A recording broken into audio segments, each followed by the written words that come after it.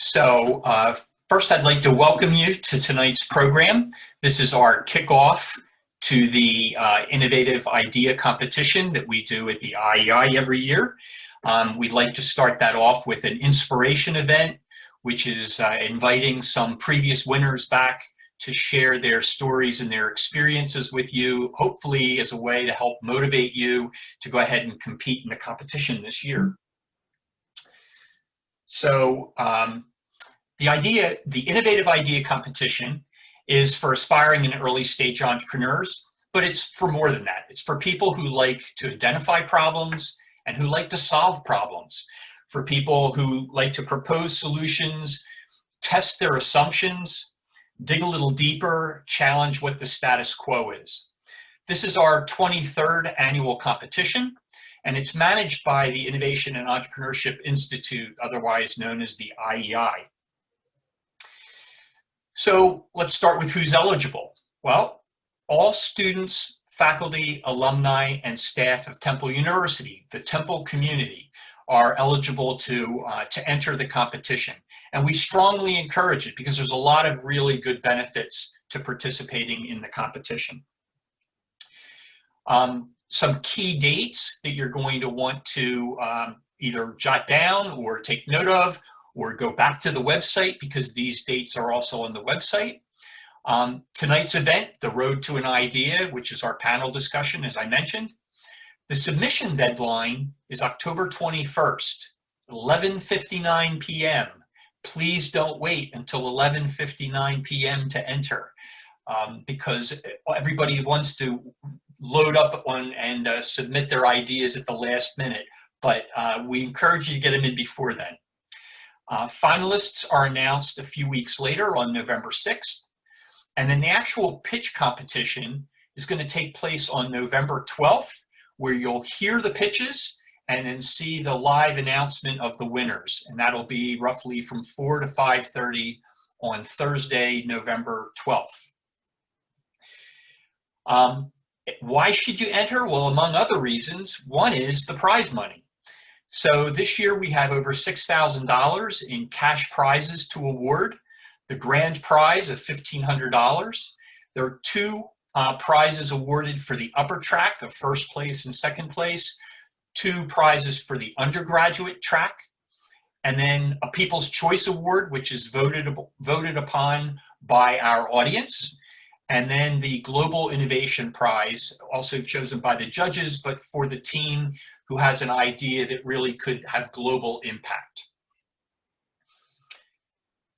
So how do we rate our submissions? Well, there are 6 categories that we're going to ask you to complete when you submit to the competition. The first is a short elevator pitch, something that you could deliver in probably a 30 to 60 second time period that really describes what the problem is that you're trying to solve and how you're solving it and the value that you provide and what makes you different. It's a lot to fit into a 30 to 60 minute elevator pitch, but it's doable, and with practice, you can really get it down. We then ask you to go deeper and explore these other 5 areas. So how did you identify the opportunity and what's the problem you're trying to solve? Also, who are your competitors? And how are the people that you're solving this problem for, how are they solving it today? So what's the status quo? And why is that deficient? Why isn't that satisfactory? And then, of course, what's your solution? So what's your big idea? And how does it work? Next would be who your customers are or your users, and what impact that you're having on them, but also on other stakeholders. So how might this impact other people in the industry or other competitors as well? And then last but not least is, so what other unknowns or challenges have you identified that you don't quite have answers for yet? And that's okay. It's okay in this case to say, these are additional things that I know I need to look into, that I have to explore, that I have to research. These are challenges I know we need to overcome, but I don't have them solved yet. And it's good for entrepreneurs to be very self-aware, and this is a great way to show that you have done some exploration and you know you still have more work to do.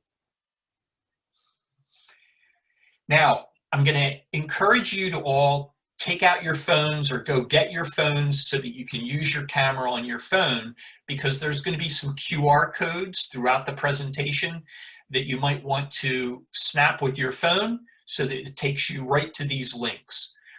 So one of the things we try to do to help you through this process of entering the Innovative Idea Competition is we provide a series of workshops. In this case, we're going to be providing 3 workshops: discovering your idea, evolving your idea, and focusing on knowing who your competition is. The dates and times for the workshops are listed here in the slide. And if you use your phone to capture that QR code, it will take you right to the registration page so that you can register for each of these workshops. Also, keep in mind your submission deadline is the 21st of October, so you'll see that between that last workshop and when you have to submit, you have a couple weeks. And during that time, there's additional resources that are available for you. So throughout the program, starting now and up until the time of actually the end of the semester, we offer e-strategists e-strategist hours, which are our mentors, and they have hours available every week. This is a team of very dedicated people from the business community who support the IEI and our efforts to expand entrepreneurship at Temple. You can go to this link at temple.startuptree. It will take you to the page where all of our mentors are listed. You can look at their backgrounds, their experience, their industry exposure, their functional expertise, and you can select which mentors you'd like to try to schedule an appointment with. Scheduling's all done through the system. It's very simple, and all of our mentoring sessions are all virtual using Zoom now. We also offer 2 other special mentoring events. One is the Entrepreneurial Student Association. They offer a peer mentoring event during the lunch hour from 12 to 1 on the 14th, where you can come into a Zoom session, you'll be matched into a breakout room, and you'll be able to pitch your idea to a couple students from the ESA, and they'll give you feedback on your idea and how to improve your pitch.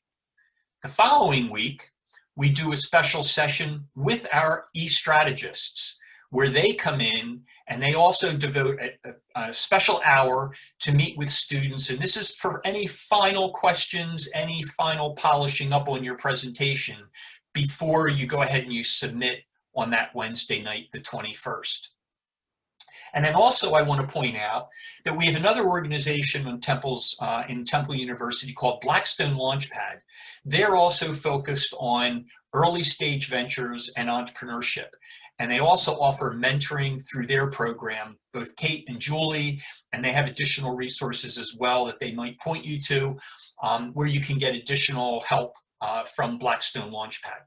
So I'd encourage you to also utilize them. As I mentioned, the virtual pitch event is going to be on Thursday the 12th from 4 to 6. There's the QR code. You can register to attend that event right now if you're interested. And now I'm going to move on just quickly to talk about some of the other things that are available through the 1810 Accelerator and the IEI. So the 1810 Accelerator is a co-working space on campus. Right now, unfortunately, we don't have access to that space because of the COVID situation, but you still have access to all of the other programming that's available through the 1810 and all the other resources. Here's a QR code that you can use to join the 1810 Accelerator. It's free to join.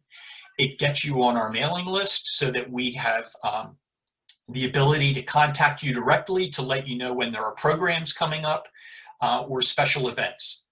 And we encourage you to take advantage of this and join the 1810 Accelerator. We also have a new resource available at Temple University that both the IEI and Blackstone are utilizing, and that's Startup Tree. Startup Tree is a lot like LinkedIn, but specifically for entrepreneurs. And we'd encourage you to join our community at Temple on Startup Tree. But by doing so, you also have access to over 200,000 people around the world at almost all of the major colleges and universities who have entrepreneurship programs. where you can connect directly to them, ask them questions, collaborate, look for co-founders, put out, if you're looking to hire someone for your company, you can put out job offers and put job postings.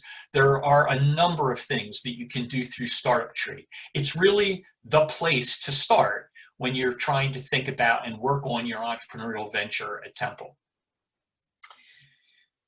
The next one is LeanStack, and this is a software platform that's devoted to the lean startup methodology that you may have heard of. Again, this is a QR code that will take you to a link that will allow you to join and sign up for LeanStack. LeanStack is a self-paced program with a curriculum that allows you to work through the curriculum at your own pace, where it offers short readings, short videos, and activities for you to work on not some hypothetical idea, but actually to work on your idea, to identify the critical assumptions and how to validate those assumptions and gain traction. This is a tremendous tool that's offered. It's a free resource for people in our Temple community. I encourage you to take advantage of that. And then lastly is Hoot Board. So Hoot Board is really our new way of communicating with our Temple community of entrepreneurs. Hoot Board is a little bit like a messaging board. You can join Hoot Board, download the mobile app to your phone, and then you can set it up to get notifications when new events and new activities are posted up within the Temple community. This is also where we'll be posting events and opportunities from the entire Philadelphia entrepreneurial ecosystem. We'll be putting them up in Hoot Board to share with you, to make you aware of them. So not just things at Temple, but things in the general Philadelphia community, things that are happening at other universities within our area as well. So I encourage you to join Hoot Board. All right, with that, I'm going to now introduce our panelists because I've taken up too much time already just giving you some background. So first off is Paul Garrett. Paul was first place in the undergraduate category in our 2018 Innovative Idea Competition. At the time, he had an idea called Mouse Motel. Now that's been transformed into ProCatch, and you'll hear more from Paul and about his business in just a few minutes. Our second guest panelist is Natasha Graves with Vacatability. Natasha was the second place winner in our upper category, our upper track, in the 2019 competition just last year. And finally with us tonight is Zimri Henshaw from Bucha Leather. And Zimri won the grand prize of the Innovative Idea Competition last year. And so I'm really thrilled to have the three of you with us as participating in the alumni panel discussion for this year. And with that, I'm going to stop sharing my screen so that we can move into the panel discussion. And let's see. So let's start off with, first off, I'll ask you, Paul, since we started with introducing you. So how did you hear about the idea competition, and what motivated you to want to enter it? Yeah, so I was a bioengineering major in undergrad, and the bioengineering department was really active in sending a ton of emails around. So I think I first heard about the idea competition just through an email blast that you guys probably had them send around. So I took a look at it for a little bit and thought about it. And my father and I had been working on a mousetrap for a while then, and we figured it was about time to start to figure out what to do with it. So I figured, why not enter it in the idea competition? And I also really like Shark Tank, and it was kind of a Shark Tank style competition. So I figured, why not give it a try? Okay. All right. How about you, Natasha? Yeah, so sort of like Paul, I am an alumni of the Fox School of Business, and I had just seen some of the email blasts that had come along, and I had been sitting on an idea for a little while and wasn't really sure what to do with it. And, I kind of looked at the first email for the pitch competition and was like, I don't really know if I want to do it. But then I kept getting emails and I kept seeing that there was some support available. So I was like, well, that's a little bit of a boost for me. And then I ended up submitting a proposal, and it all worked out. So it was a great opportunity. Okay, and was that the first time that you had entered? Yes, yes. Yeah. Okay. All right. How about you, Zimri? Hey, everybody. Yeah, so I actually had entered the Be Your Own Boss Bowl the previous semester because I just moved from Tokyo, the Temple campus in Tokyo. And I sort of was a little bit weird on the timing. But after the Be Your Own Boss Bowl, I got involved with the Blackstone Launchpad, who put it on my radar pretty early. So I've been preparing for it for a long time. Okay. All right. So let's stay with you, Zimri. So what was your idea and how did you come to identify the opportunity? Yeah, sure. So the idea has changed a lot from then to now, obviously. I started out wanting to create just really cool vegan leather jackets out of, SCOBY leather that I found online. There was some hobbyists and some science experiment people, and they were like, oh, this is a fun little thing to do. And I'm like, oh no, that's an industry and I can bring it to the world. And so sort of that energy kind of motivated me to enter. Did that answer your question, or did I miss it? Yeah, well, tell us a little bit about maybe what Bucha leather is today. All right, fair enough. What Bucha leather today is no longer SCOBY leather. We do premium, animal-free, sustainable leather made from bacterial nanocellulose. But in principle, it's sort of like the stuff you'd find on the top of your kombucha brew, and we just dry that, treat it. Pretty advanced treatments now, as opposed to what we used to be doing, and turn that into sort of a premium style leather. Okay, all right. And how about you, Natasha? Tell us a little bit about Vacatability. Yeah, so Vacatability is a website. It's a user-generated review site where people with disabilities or unique abilities or family members of people with disabilities can review places like attractions or hospitality-based businesses based on accessibility. And accessibility doesn't just mean like physical accessibility. It could be blind and low vision. It could be deaf and hard of hearing. It could be sensory friendly. It can be allergy friendly, food friendly, and all the criteria are on the website for those different categories. So you can review places, but you can also view places based on those types of accessibility needs. So think sort of like TripAdvisor, but for accessibility. And I ended up creating the site because I do have some chronic illnesses and I do have some issues with mobility, and I have a feeding tube, so I need some food-friendly places sometimes. And I was going on a trip to Arizona. Sorry, that's my dog in the background. Going on a trip to Arizona for a doctor's appointment, actually. And it was a week-long trip. And of course, I love to travel. I travel a lot. I try to travel at least once a month, pre-COVID, obviously. And I went to go look for things to do, and I like experiencing the culture in different places. And if you Google things to do in Scottsdale, Arizona, the first 10 things that come up are hiking. And obviously with mobility issues, I can't do that. So it took a lot of time and it took a lot of frustration looking for things to do that were accessible to me. And I wanted to create something where it was sort of in one place.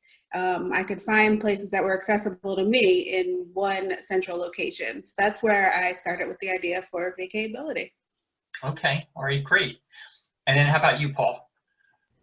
Yeah, so my idea at the time was Mouse Motel, but it's kind of morphed into Pro Catch, so it's a little more professional of a name, but it doesn't really matter. At the time, it was just an idea with a little bit of testing, but it was basically a mouse glue trap. So the glue trap really has been around for 50, 60 years, and the designs haven't really changed all that much. So my idea was, let's try to make a bigger, better, or a better mouse trap. The whole American dream thing, but we actually ended up being able to do it. But what was pretty cool about my idea was we took just an ordinary piece of cardboard, and for the same price as the normal glue traps, which is basically the limiting factor. When you go to the store, you're always going to look for the cheapest glue traps. You don't want to spend a lot of money on the pests that are bothering you in your house. So we ended up being able to make a design that utilized basically the same amount of material as the ordinary glue trap, but had 4 to 5 times the effectiveness and didn't have any escape rate at all. So the mice, once they got stuck on this glue board, wouldn't actually get off of there. So that's kind of where it was born out of. At the time of the idea competition, I knew about half of that, but yeah, so that's kind of where Mouse Motel came from. Okay, all right. I forgot to mention at the very beginning to our audience, if you have any questions that you'd like to ask to the panelists, I would direct you to the chat. Please feel free to put your questions into the chat window. And when we're done the panel discussion, we're going to open it up to questions from the audience. And so go to that chat window to utilize those, okay? Okay. The next question I had then is, through the process of entering your idea into the innovative idea competition, were there any resources or any help that you felt that you got from the IEI that made a difference or made the process a little easier or not? And if so, what were those types of things? Like, what would you recommend other people to do or to take advantage of as part of this process? Natasha, how about if we start with you on that one? Yeah, so for me, honestly, just utilizing Greg and him pointing me to some of the resources. So honestly, I didn't even know about all the resources that were available to me before the idea competition. So Greg was very, very helpful to me in pointing me in the right direction. And honestly, the most useful resource to me was the mentors. And the e-strategists, because I was able to run my idea past them and get some sort of ideas from them, sort of feedback from them. And then I was actually able, once my pitch was complete, I was able to run my pitch by them, and they gave me some really great ideas to sort of fine tune my pitch and help my pitch along, which ended up being very effective. So I would definitely take advantage of all the opportunities possible, but getting that mentorship was pretty critical for me. Okay, all right. And how about you, Zimri? Yeah, I think mentorship for me was really, really critical. I was in the Blackstone Launchpad, I think, 3 to 5 times every week up until the competition. I mean, that's like, they were trying to get rid of me at a certain point. I pitched in front of the ESA, which was really awesome to be able to have that sort of immediate feedback. The extra mentoring, I mean, I was polishing that pitch, up to 10 minutes. I know you said don't submit, but up to 10 minutes before that submission date, I was polishing it up. I was taking every single opinion and really implementing it to hone that pitch. And so using the mentoring and getting a breadth of opinions from a breadth of different people and industries is how you're going to have the most widely appealing and impactful pitch. Okay, all right. And how about you, Paul?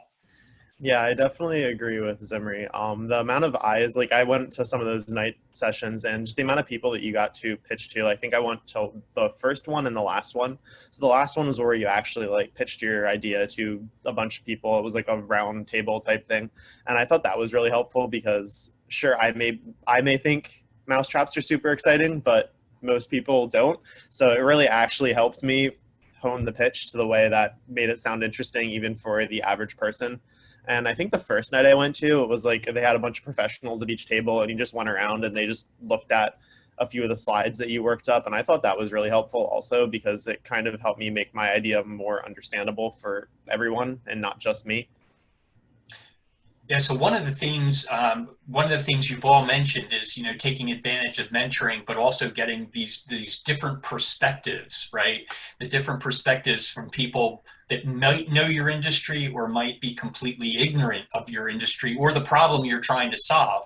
And that's oftentimes where you get the biggest discoveries, right? Because you hear it from these outside perspectives. So taking that the next step further, what kind of surprises did you maybe run up against or uncover as you were working through your idea and getting these different types of feedback? Was there anything that really surprised you, forced you to maybe rethink? Well, for me, there weren't really huge surprises, but one of the issues that I really had to work through was, since I am chronically ill and I do have accessibility issues, I sort of tend to be in that bubble of, sort of my own industry and my own needs, and having to realize that people that don't need accessibility or don't have chronic illnesses sort of have no idea of some of the needs that I need.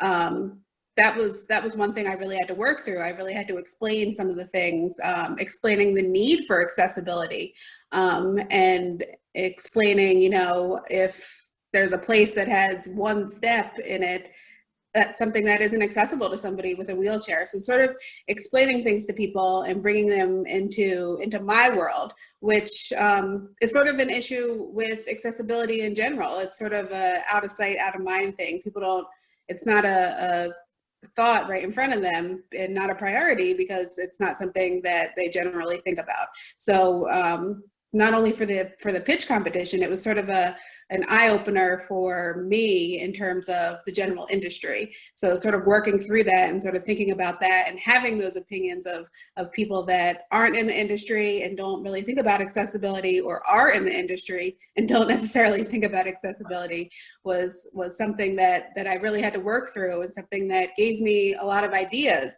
for the business and a lot of ideas for things for the future. Okay.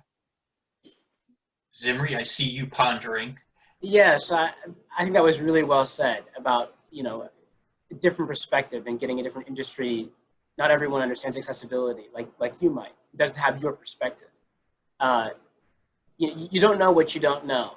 And when I was trying to pitch what was at the time like vegan leather made out of kombucha SCOBY to someone who loves to eat beef and is, you know, really into like meat, they're going to have a whole different perspective. How do I make vegan leather appeal to someone who loves animal leather was something that I had to start thinking about when getting those different opinions. And it wasn't something a background that I came from, but it certainly was one that I realized I was going to be encountering more and more. So I was a little bit surprised.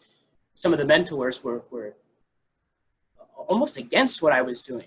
So how do I make it appeal to someone who's initially already against me?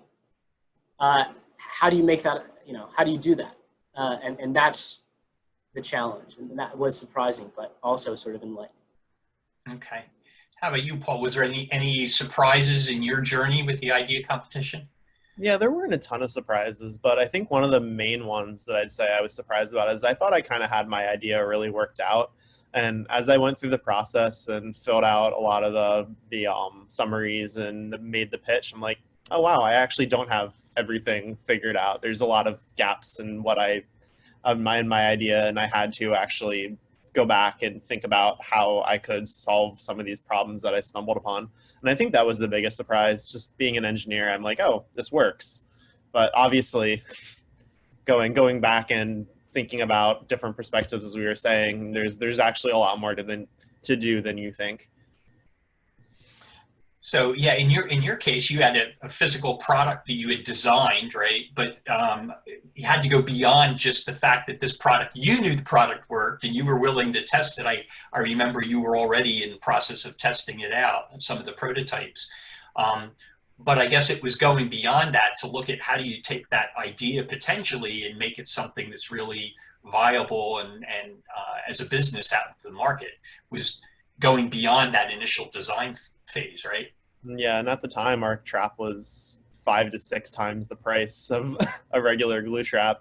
And I think going through a lot of the value propositions and things like that you guys talk about in those night sessions, you kind of realize, oh, wait, I actually need to bring something else to the table here other than this works. And I think that's one of the main surprises I realized going through this. Okay. Well, that leads me to my next question, which is just, so if you had one or two takeaways, things that you learned from the idea competition, and recognizing that all of you have really gone way beyond the idea competition now, and but think back to then, what would be the one or two things that maybe you could remember that were real takeaways, things you could share in terms of what you learned from that experience and how it may have helped you to get to where you are today?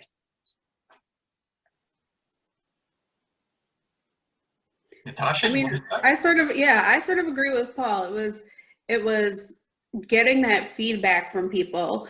For me, I actually got a lot of different feedback from not only the e-strategists, but from the actual judges of the competition. I got a lot of feedback from them too. So it was sort of getting those perspectives and realizing, wow, there are some gaps and there are a lot of things that I really didn't think about. Like for me in the website wasn't created yet. So thinking about things in the creation of the website, like can it be translated to different languages?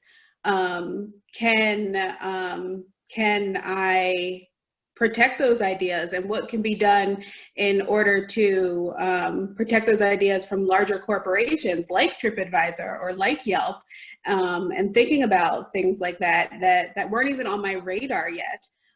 So sort of getting that feedback and realizing that there are gaps, and I may have been set in sort of some of my ways of thinking about the business and thinking about the strategies of the business, but having that outside perspective and being able to adapt and being able to change that perspective was really important for me, and adding things that I really didn't even think about previously, because it was an idea at that time. It was an idea, and things can be changed. It was flexible at that time, and it still is pretty flexible, obviously. But knowing that it is an idea and things aren't set in stone yet, and having that outside perspective was really a big takeaway for me, because I was able to sort of adapt and change from all of those perspectives. Okay. And Zimri, how about you? I think it just further reinforced my mantra that, I just don't do anything alone. Build a team, create a team, get some help. I never do anything alone, not even my homework. Oh, just don't tell Tim. I'm just kidding. But seriously, I went to Jefferson. I got a bunch of bioengineers who wanted to help me out, wanted to volunteer. I built a team, and I continue creating new teams, and I don't do anything alone, and you shouldn't either. And that's just further reinforced that sort of mantra. So that's a really good point, Zimri. So you built a team, and you had a team with you when you entered the competition, right? Yeah. Yep. Yeah. Always. Yeah. And how about you, Natasha? Did you have a team, or were you going solo at the time? Nope, I was definitely solo at the time, and fortunately or unfortunately, I still am solo. So really getting, like I said, those outside perspectives was critical for me, because I wasn't part of any team, and I am solo. So realizing that I do need help sometimes, and it's not always a one-man show is pretty important.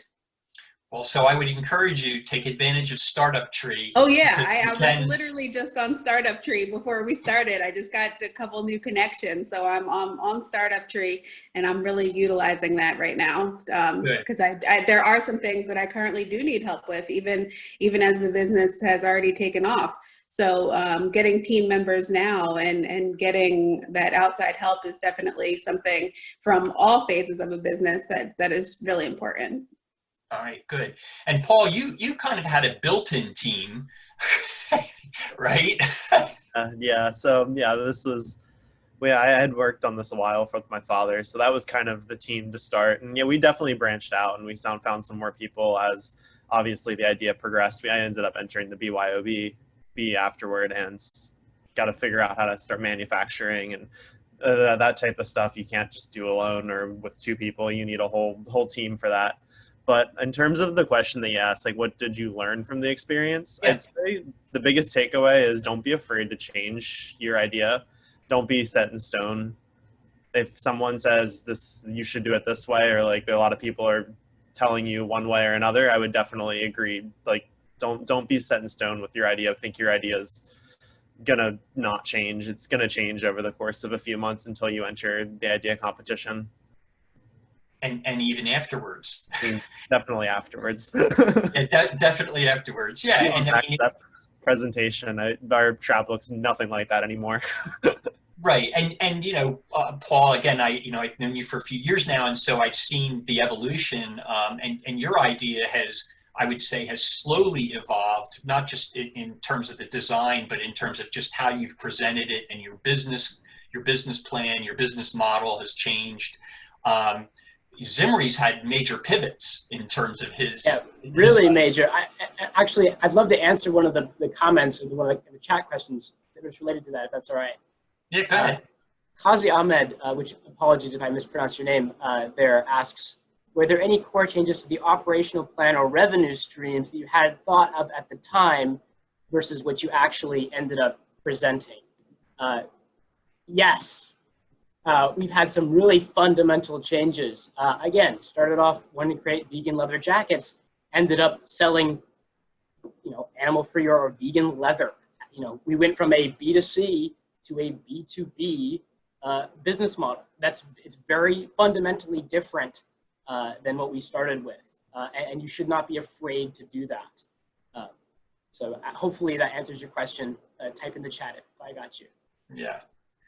Yeah, and we will. I mean, I know Zimri, you wanted to jump in and answer that one, but we will get to all of the questions in the chat at the end as well. All right. So didn't mean to jump the gun there, Greg. No, that's okay. That's okay.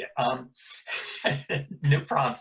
So, did I give each of you an opportunity to talk about what you learned through the experience? Okay. All right. Good. So now the question is, you've been through the idea competition. Some of you have even been through the Be Your Own Boss Bowl, right? And so what are you doing now? Like what's actually happening with your idea today? Have you launched a business, or are you in the process of launching the business? So what are you up to today? And how about if I start with Paul on this one? Yeah, so since the idea competition, I ended up entering the undergrad track of the BYOBB, which I just mentioned. And then I got the first place $20,000 prize, which was really great and starting to jumpstart all of the stuff that I wanted to do with Mouse Motel, or now ProCatch. But so since then, the provisional patent we filed right before BYOBB. We filed the full patent God, it's almost a year now, but we should be hearing back soon. So after that, we needed a bunch more reworking on the design. As I was saying, it's been constantly changing, but about 6 months ago, I'd say a little before COVID, we finally got a design that we really like and that we think we can roll with. So we redid the logo. We now have a website that's ready to go. And then next week, the plates for actually stamping out these traps come in. So we're going to have our first run of 15,000 traps probably in the next few weeks that we're going to start to do. And then we're going to start to sell them finally. Very good. Or give them away to PCOs, either one. Well, that's all. You can write that off as a marketing expense. Exactly. All right. How about you, Natasha? Yeah, so when I was actually at the Innovative Idea Competition, I spoke to Greg and actually spoke to Erin and found out about the Social Entrepreneurship Summit, which was the deadline was coming up very quickly right after the Innovation Idea Competition. And since I already had the pitch done and already had a lot of the legwork done, I ended up submitting my proposal for the Social Entrepreneurship Summit pitch competition, and I ended up winning the grand prize at the Social Entrepreneurship Pitch Competition. So I used that, the prize money for both to develop the website, and the website was developed and launched in February of this year, right before COVID, unfortunately. So since it is sort of a travel and hospitality based website, I had to adapt sort of my strategies for marketing and sort of lengthen my timeline for some of my strategies. And I ended up, instead of really focusing on marketing for different types of attractions and different types of accessibility reviews, I ended up sort of just getting people to the website and started creating a blog that had some travel information for virtual tours. So once or twice a week, I would create a blog post with virtual tours, since everybody was home and everybody still is home and sort of itching to travel. They can sort of view these virtual tours on the website. And then I've been getting a lot of media exposure lately, both through Temple's newspaper, and recently, about, I guess it was 2 weeks ago, I was on the front page of the Metro Philadelphia newspaper. So getting sort of media exposure and getting Vacatability off the ground, even with COVID, it's been a challenge, but I've really had to adapt, and it's been working out so far. So I'm happy. And somebody did ask the website for Vacatability in the chat, and I put the website in the chat in case anybody wants to take a look. Yeah. All right. And Zimri, how about you? First, I just want to say, as the youngest entrepreneur on the panel, I had the honor of seeing Paul and Natasha pitch their Be Your Own Boss goals the previous year, and it's a really big honor. Part of what inspired me to get started was your both pitch at that competition. So just really awesome to be here and to see you guys. I feel like I'm getting emotional. It really is such an honor to be here after, I remember seeing you guys pitch and just the energy up on stage, and it was really amazing. But since the idea competition, to sort of refocus, we entered the Be Your Own Boss Bowl, won second place in the social impact track, and just last week we just won $250,000 from the world's largest biotech investor, SOSV Indie Bio. We're going to New York, and we're taking the company to New York City in February, and we're going to bring animal-free leather to the world. So I'm really psyched. Excellent news, Zimri. Congratulations. Great news. It's a dream come true. Yeah, very good. So it starts with an idea and it ends with real success, right? With real businesses launching and real success. So congratulations on that. That's great. So that pretty much answers my question of what have you done since the innovative idea competition. What would you want future participants to know about competing? Any tips or tricks that you want to share with them? I would just say, if you have an idea and you're passionate about it, just go for it, honestly, because you have so many resources and so many places and so many people that are supportive. So if you're really passionate about something, honestly, just go for it, because you don't have much to lose with all the resources that you have. And I've seen Zimri's pitch, and one of the things that really came out was the passion for vegan leather. And I was sort of one of those people that wasn't, like, sort of on the fence about kombucha leather. And it was really the passion for that idea, and that came through in the pitch. So even if you're on the fence about an idea itself, there's honestly not much to lose in expressing that idea and pitching it in front of people and taking that opportunity, because you may not have that opportunity again. So that opportunity is right in front of you. Take advantage of it. That's my major tip. Okay. And Zimri or Paul? I can talk. So what I definitely agree with what Natasha said. But you don't have to have everything figured out when you enter for the idea competition. I think that's one of the biggest tips, I would say. Like yes, we've took this much farther, but you can just have an idea and you can kind of see where it goes. And the idea competition is great in the fact that you don't have to have everything figured out. You don't even need anywhere close to it figured out. You just need an idea or some inkling of an idea, and you can definitely enter. That's a great point. I mean, what we hope is that people that do enter the idea competition, whether they're successful and make it to the finals or not, but that they're inspired and that they want to take that idea further. And if they are passionate about it and they want to dig deeper into it, then they go from just an idea to how would I make this into a real viable business? And then that's really where you go ahead and you enter into the Be Your Own Boss Bowl competition, right? Because that's more about taking that idea and formulate it into some kind of an executable business, right? How about you, Zimri? It's called the idea competition, but go build a prototype, go create something that you can show the judges. That's how I won. I won because I had a sheet of very early prototype leather, and I was like, hey, this is what it is. This is what I've already done in my dorm room, you know, with $100. Give me $2,500 and see where I can go. The second thing is, so create something to show them if you can. Either it's a prototype, a website, or a SketchUp, a drawing. It doesn't matter. Show them you've already are working on it, that it's not just an idea. And then create a team. Wear a full suit. Wear a tie. Wear a full suit. No, I'm serious. When we pitched these VCs at SOSV and DBio, I asked, why did you select our company out of hundreds? And they said, well, you were the only team that showed up in full suit and tie to a Zoom pitch. So do that.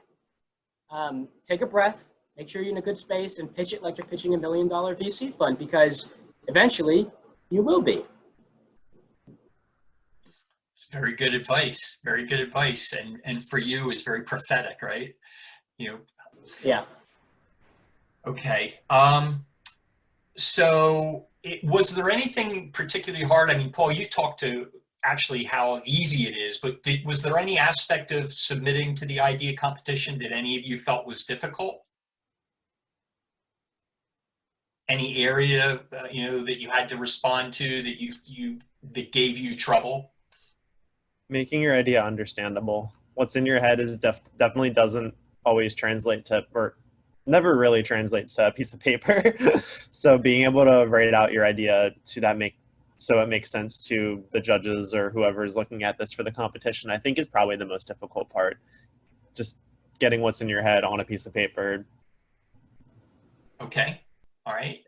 Just to go along with that, it's sort of like getting the why across. Like, why is this important? It may be important to me, but why should it be important to other people?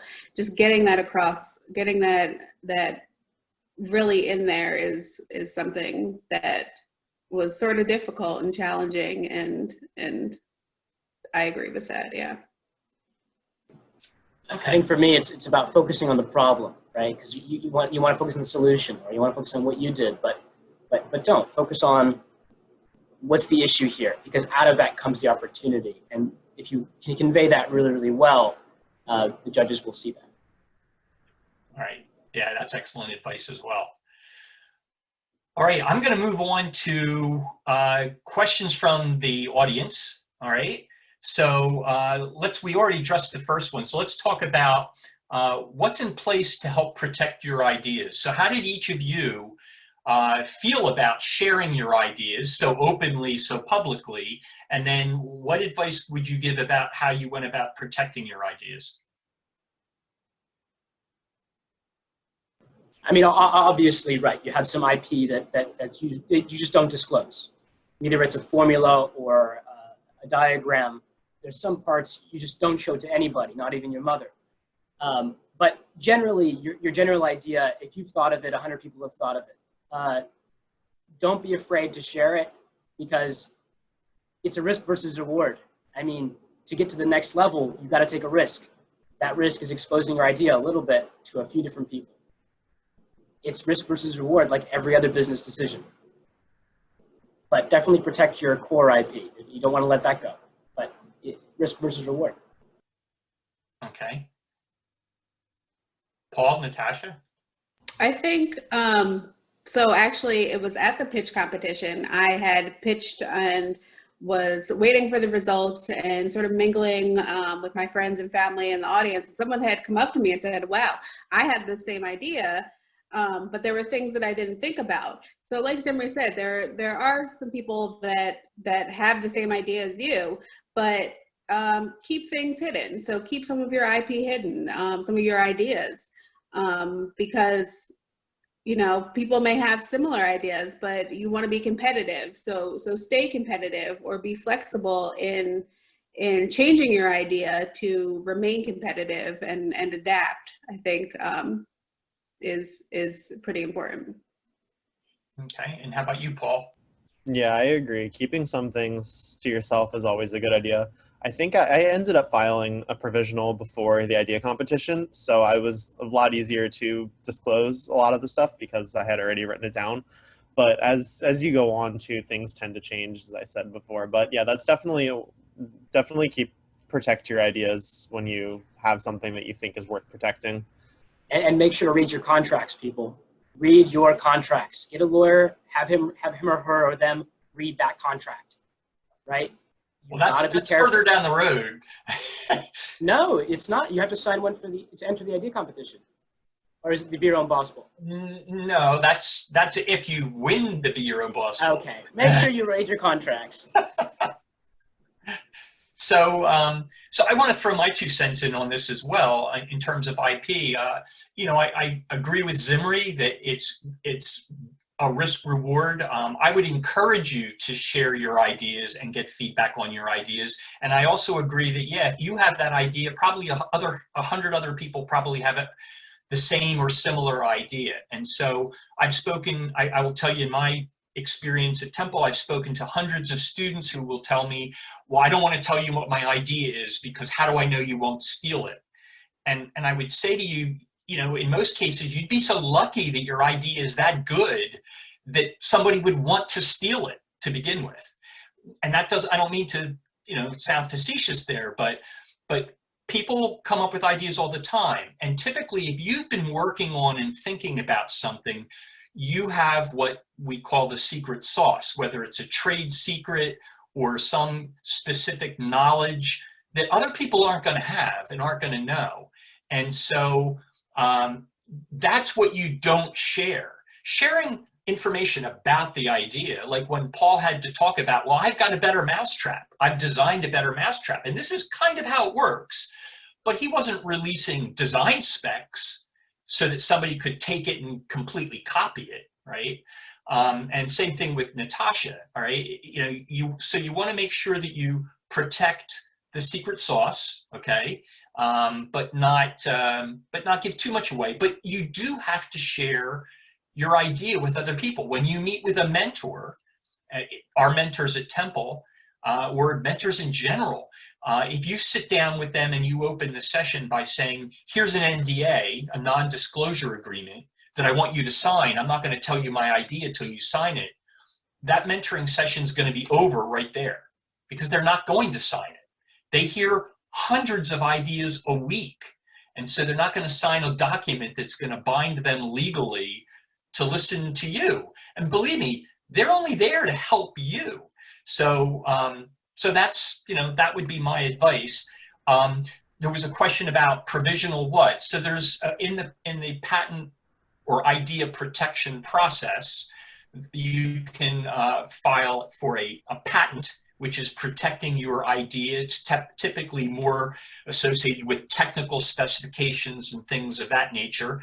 It's different than a trademark, which is something else, a legal protection. But when you have, when you want to file a patent, you can file what's called a provisional patent, and you can do that up to a year in advance of filing for your actual patent application. And what that does is it just reserves you a place in line at the patent office that says that if 100 other people come up with that idea, and they came up with that idea the day after you, your idea, your patent application would take precedence, all right? So, and we offer workshops. In fact, there's a workshop coming up with Blackstone in about another month where they're going to talk about various legal aspects of business, and one of those is probably IP protection, intellectual property protection. So, Jamila, you may want to, go to that workshop and check into that. All right, so let's look at some other questions for our panelists. So how did you combat this is for you, Natasha, how did you combat the translation aspect for your business? What did you do about that? Yeah, so I ended up using a specific app and some coding that I was way beyond my capacity, and ended up getting somebody to develop a coding that can be able to translate the website into different languages, which the innovative idea competition helped because I had to pay those people to code that information. So using that feedback and using the prize money, I was able to translate into a few different languages. And as of right now, we're working on building into additional languages. Okay. And then we also had a question on tips for developing your team. So how did you go about, and I guess Zimri, this is really more for you since you really had to formulate a team. So how did you go about finding your teammates and determining who should be brought on, and I guess in what roles as well? Yeah, this is something that I'm still struggling with even today. And I'll say that I didn't just build one team. I've built hundreds. Like, maybe not hundreds, but the team that started as Vegan Leather is nowhere close to the team that I have today. I mean, it's ebbed and flowed, and we're at 4 people. At one point, we were at 8 people. I looked for people with complementary skill sets. I looked at what can I do versus what do I need. I need the technical science. I need the hard science. All right, well, then you need scientists. I showed up to every bioengineering class. I talked to every bioengineering professor, and I said, give me students. Give me names. Who's interested? I went on LinkedIn. I created a lot of different advertisements for them. And I just talked to a lot of people until I found the ones with the same kind of entrepreneurial spirit that I have. The problem is that who you interview is a very different person than who you end up working with. So, you know, while they might have all these skills and you think you mesh really, really well, when you interview them, a month down the line, you give them, you know, a difficult project and the relationship breaks down, or they can't deliver it, or you realize they were not the critical thinker that they were. So, you know, it's free labor unless it's not. If you're all sort of volunteering and coming together, make sure you're careful about protecting your equity. That's the most important thing for investors, for VCs. They want to see a really clean cap table. So make sure you're not giving away equity to team members if you don't have to. And be prepared to have many, many iterations of team members until you find the right ones. Which is probably not an easy answer, but it's the reality that I faced. Okay. All right. And as you were approaching people to maybe add to your team, how did you feel about, I mean, to address the other part of Jamila's question, about sharing your idea, but yet protecting it before you actually brought them on board? Full NDAs, full consulting agreements. We own everything you do. The company owns everything. If you want, I can send you the agreements that we made. I don't mind. You can have them for free. Okay. Yeah, make sure you protect your rights. I mean, if they want to take the risk, or they have the opportunity to be part of the venture, just be really clear about how you're compensating them. Either it's, in our case, college credit through our master program, through actual payment, or through equity. Make sure that's clear. Make sure you put on the consulting agreement, because you do not want anyone walking away from your team and taking their IP with them. That will destroy your business immediately. Yeah. And in terms of, you know, Zimri, you mentioned about, you know, being cautious in adding people to the team and how that impacts the equity. You know, that kind of information, that kind of guidance and advice you can get through the IEI. You can get that kind of information from most of our e-strategists, can provide you some guidance on that, as well as Blackstone. They also, as they have the workshop coming up, as I mentioned, you know, we're all pretty well versed in the right approach to take. For example, you wouldn't add someone to your team, even if you were going to give them 10% equity, you wouldn't give them 10% equity on day one. You would offer them 10% equity. There'd be some type of earnout, okay, where they would have to vest. That equity would have to vest over time. So you might give them 10%, but it might be 2.5% for the next 3 years in order for them to vest, or for the next 4 years in order for them to vest and get that 10%. And that's a way to keep them on the team as well. All right, so you don't give it away all up front. But that kind of information, again, you can get through discussions with your mentors, or at the IEI, or at Blackstone. All right. So, Zimri, you had talked about offering up your email address or your Yes. contact information. So that's obviously something people are looking for. So Absolutely. Well, hopefully, right? I mean, well, I would be so honored. I would be Yeah. so privileged. All right. Yeah, absolutely. I'd love to share my email, my contact. I'll review anyone's deck. I have 30 minutes for anybody. I'll review your pitch, I'll review your deck. We can have a conversation. I'm more than willing to help. I feel like anyone left in the group right now is the really hardcore entrepreneur. So feel free to shoot me an email. Also on LinkedIn. All right.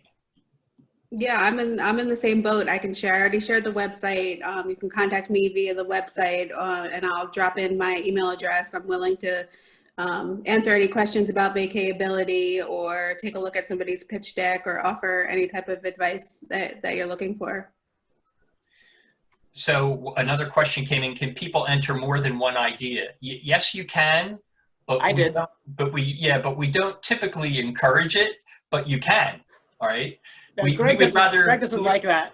Yeah, we would rather see you take one idea and really work hard on it and enter it and learn from that experience. And then if you don't make it to the finals, what you've learned from that, then you can apply to your next idea. You might want to also take the time for the next week or two. And if you have multiple ideas, why not try to vet them early on? Why not try to talk and meet with a couple mentors sooner rather than later and see which of those ideas they feel are the more high potential? And that's another approach that I suggest taking. But yes, you can enter more than one idea. And Zimri's proof of it. Yes, I entered, I think, like 2 or 3 different ideas. I was letting Temple validate them for me instead of me doing it myself. And That was my strategy. And I've seen students enter ideas on 3 different teams. Yeah. Where they've been on 3 different teams and been part of all of those. All right.